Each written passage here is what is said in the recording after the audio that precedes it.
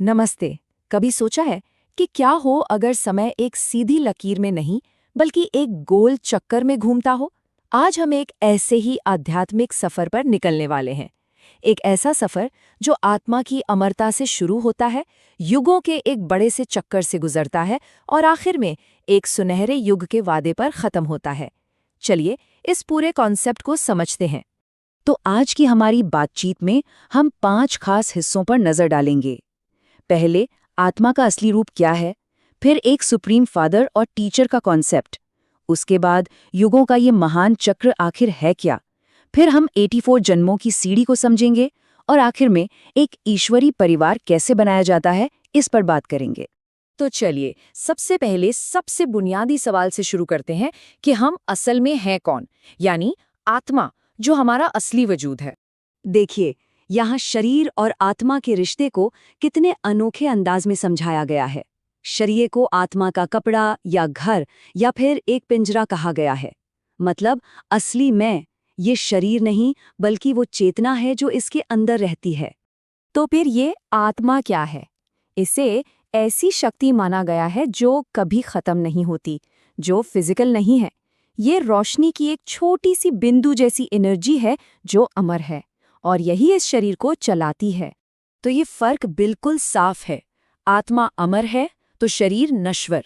आत्मा अभौतिक है, शरीर भौतिक। आत्मा ही हमारा असली वजूद है और शरीर बस एक गाड़ी की तरह है, कुछ वक्त के लिए। सारे अनुभव आत्मा करती है और काम शरीर से करवाती है। और इस फर्क को समझना आगे की बात को समझने के लिए बहुत जरूरी है। और यही फर्क हमें दुनिया में भी नजर आता है। एक तरफ है निर्विकारी दुनिया, मतलब एक ऐसा गोल्डन एज जहां सब कुछ शांत है, अच्छा है, और दूसरी तरफ है विकारी दुनिया, जो आज की दुनिया है, जो संघर्ष और दुख से भरी हुई है। तो सवाल ये उठता है कि इस विकारी दुनिया से निर्विकारी दुनिया तक का रास्ता कौन दिखाएगा? और जो स्रोत हम देख रहे हैं उसके हिसाब से इसके लिए एक बहुत ही खास गाइड की जरूरत पड़ती है। आमतौर पर हमारी दुनिया में पिता, टीचर और गुरु, ये तीनों अलग अलग लोग होते हैं। लेकिन इस स्पिरिचुअल फ्रेमवर्क में एक ही सुप्रीम सोल है जो ये तीनों रोल एक साथ निभाती है। एक पिता का भी, एक टीचर का भी और एक गुरु का भी। तो जो दुनियावी गाइड हैं और जो सुप्रीम गाइड हैं, उनमें एक बहुत बड़ा फर्क है। जैसे दुनिया के पिता हमें एक लिमिटेड टेम्पररी विरासत देते हैं, लेकिन सुप्रीम फादर एक अनलिमिटेड हेवनली विरासत देते हैं। दुनिया के टीचर हमें कुछ सब्जेक्ट्स पढ़ाते हैं, लेकिन सुप्रीम टीचर पूरी दुनिया के साइकिल की हिस्ट्री सिखाते हैं। और दुनिया के गुरु खुद भी बंधनों में हो सकते हैं, पर सुप्रीम गुरु दुखों से छुड़ाकर वापस घर ले जाने का रास्ता दिखाते हैं। ठीक है, तो अब जब गाइड की बात समझ आ गई, तो चलिए अब उस स्टेज को देखते हैं जिस पर आत्मा का ये सारा ड्रामा चलता है, यानी समय का महान चक्र। यहाँ एक बहुत इंटरेस्टिंग कॉन्सेप्ट है। वर्ल्ड हिस्ट्री को एक सीधी रेखा की तरह नहीं बल्कि एक साइकिल की तरह देखा गया है। ये साइकिल 5000 साल का है जो बार बार खुद को दोहराता है और इसे 4 मुख्य युगों में बांटा गया है। और ये चार्ट देखिए, ये आत्मा के सफर को और भी ज्यादा क्लियर कर देता है। ये दिखाता है कि कैसे आत्मा देवत्व की ऊंचाइयों से शुरू होकर अलग अलग युगों से गुजरती हुई आज की स्टेज तक नीचे आ जाती है। ये सिर्फ वक्त का पहिया नहीं है, बल्कि एक तरह से हमारी स्पिरिचुअल गिरावट का पूरा मैप है। तो आइए इस 5000 साल के चक्र को थोड़ा और समझते हैं। ये 4 बराबर हिस्सों में बटा हुआ है, हर एक 1250 साल का। सबसे पहले है सतयुग या गोल्डन एज, जिसे निर्विकारी दुनिया कहा गया है। फिर आता है त्रेता युग या सिल्वर एज, जहां प्योरिटी थोड़ी कम होने लगती है। इसके बाद है द्वापर युग या कॉपर एज, जहां बुराइयां और दूसरे धर्म आने लगते हैं। और आखिर में आता है कलयुग या आयरन एज, जिसे विकारी दुनिया कहते हैं, जो सबसे ज्यादा अशुद्धता वाली स्टेज है। अच्छा, तो अब बात करते हैं इस साइकिल के अंदर जो असल प्रॉब्लम है उसकी, यानी आत्मा का नीचे की तरफ गिरना।